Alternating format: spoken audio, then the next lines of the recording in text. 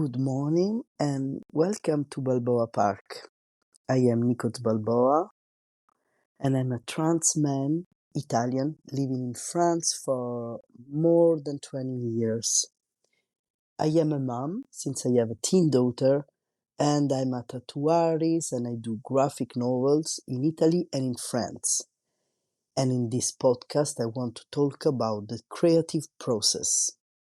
Do you ever get joy and anxiety entangled?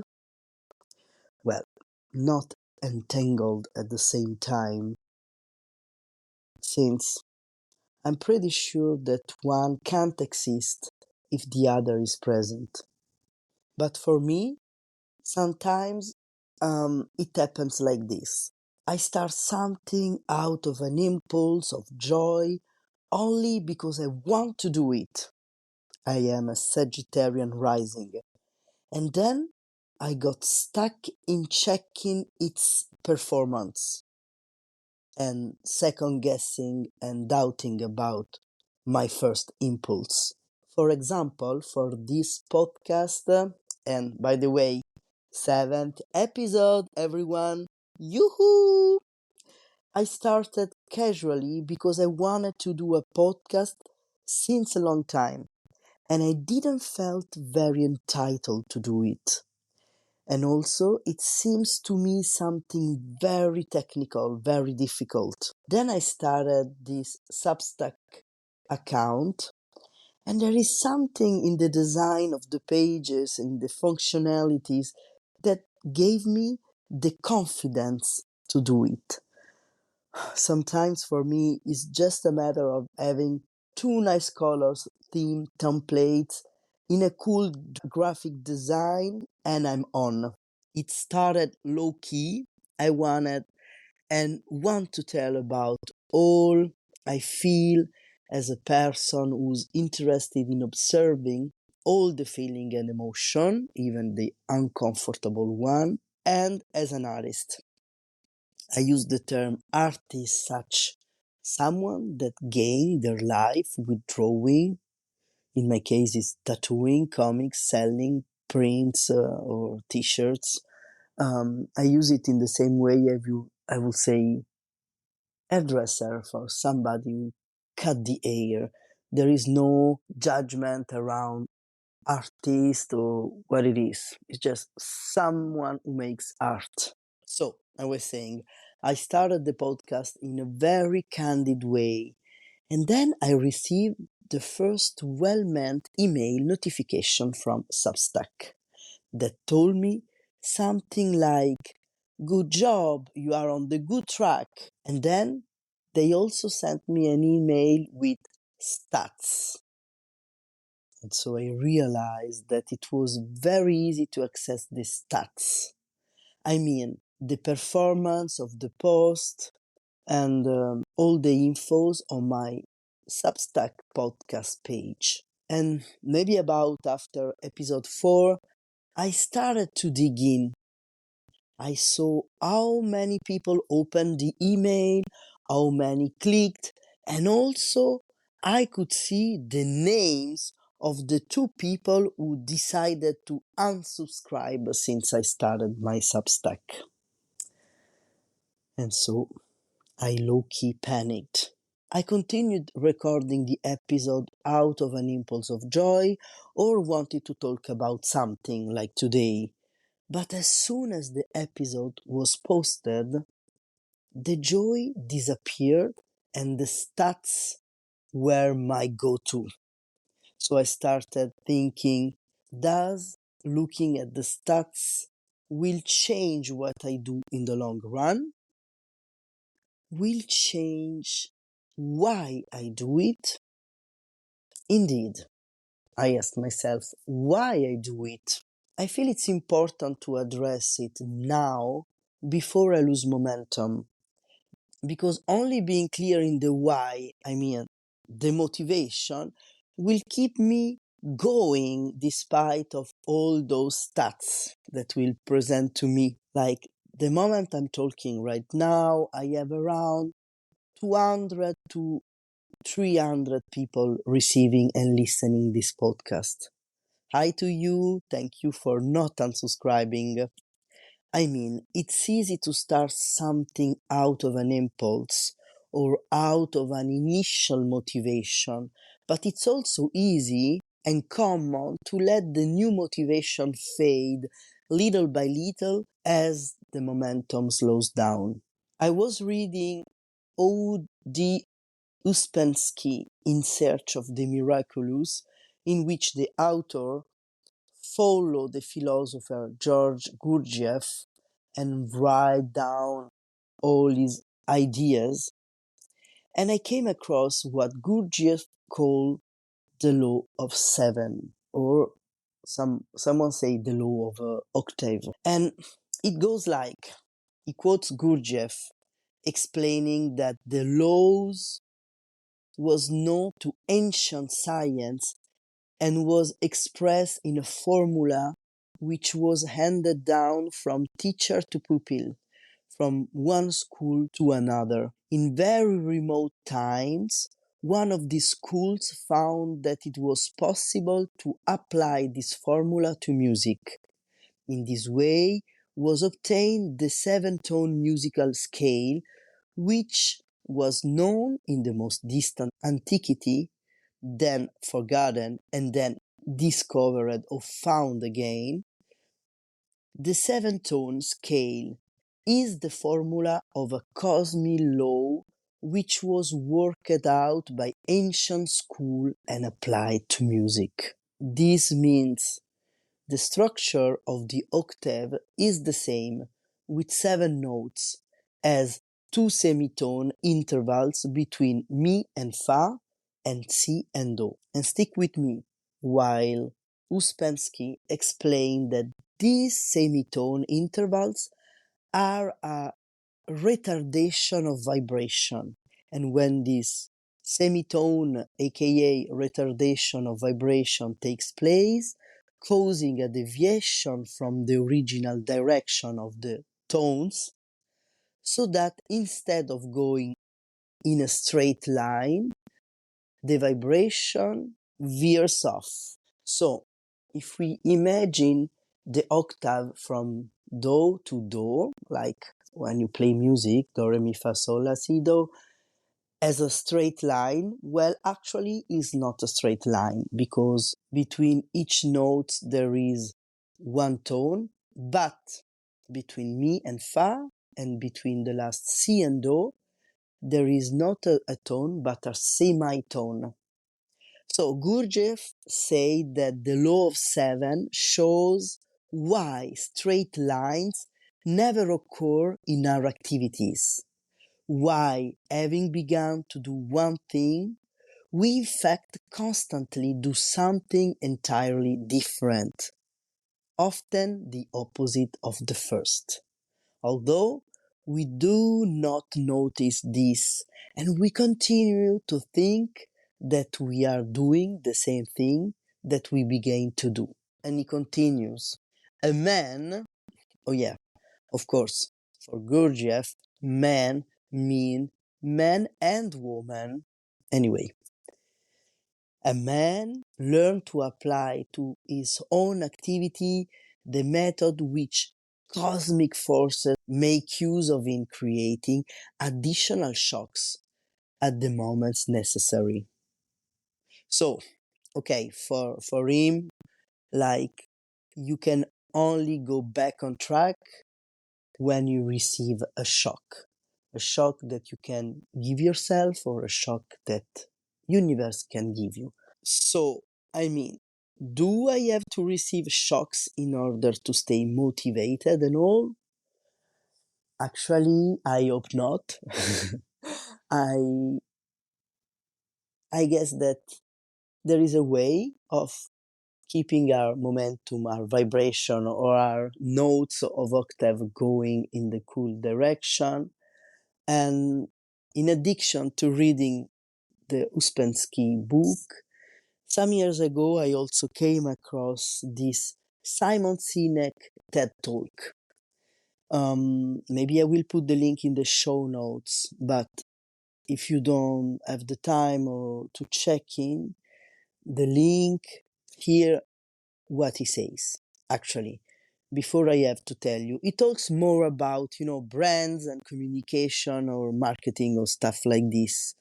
And even though I don't care about having this in the podcast because I'm not here to sell you, but only to talk about the motivation and the creative process, there is something interesting in it.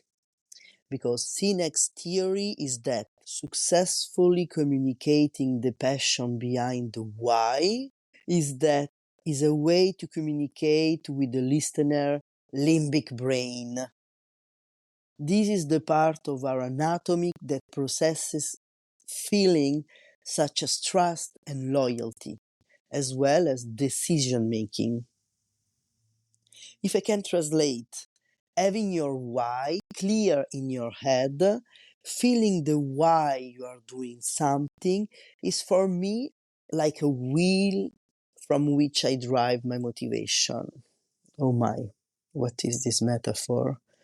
The wheel of my motivation. I drive my motivation with the wheel of my why. Anyway, I guess I'm leaving it because I can't find another way of explaining it.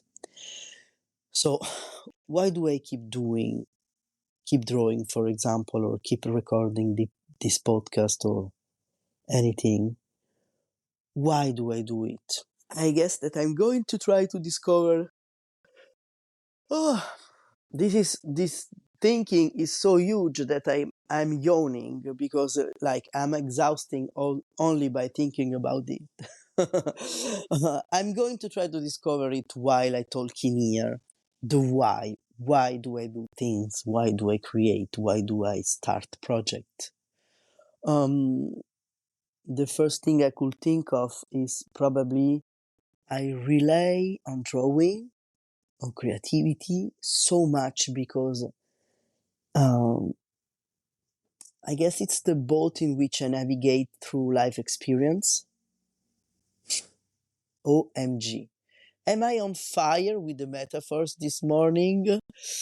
The why is my will and the creativity is my boat. Anyway, oh my.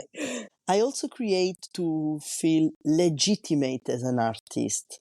Like the amount of work I put in is equal the legitimacy. And I mean, isn't all about legitimacy?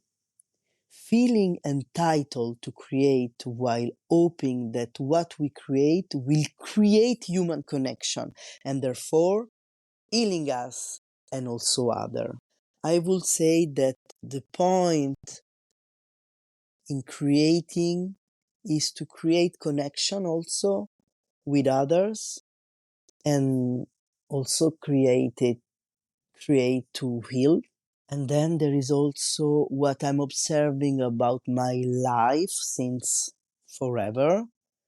Um, if I'm not drawing, if I'm not creating, I some kind of freeze.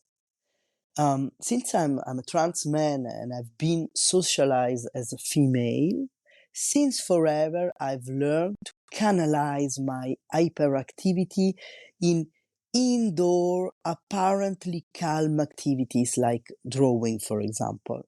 And my family always used to say about me as a child, oh, you were so calm, we could give you pens and colors and paper, and you could draw calmly for hours. Actually, if a kid can manage to stay hours in an activity, maybe he's not so calm but they are just maybe canalizing some hyper focusing or hyperactivity. So yes, canalizing my frantic energy into one activity funnel, such drawing, make me feel good, yes, but also like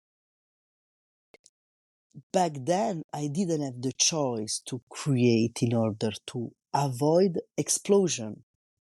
I often have this adjective used about me, like in junior high, when I was like, even before, like when I was at school, I don't know how to say it in English, like when I was 8 or high school and university or even later in life.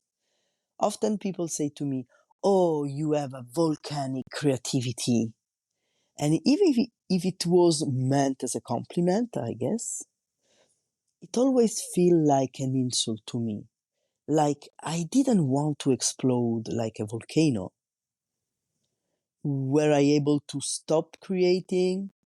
Well, not until now. And will I be able to stop one day? I'm not sure. So let's recap the why I do what I do. The boat in which I navigate through life experience. That maybe I can summarize it as a sense of safety. So I create for having a sense of safety and then a sense of legitimacy and connection and healing, but also avoiding freezing, paralysis, ADHD paralysis. And I create as a way of canalizing the energy. And I would also add the fun of telling a story.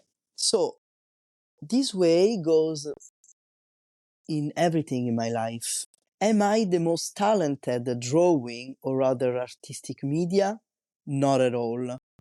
But we already talked about how useless is to judge and compare what we do, right?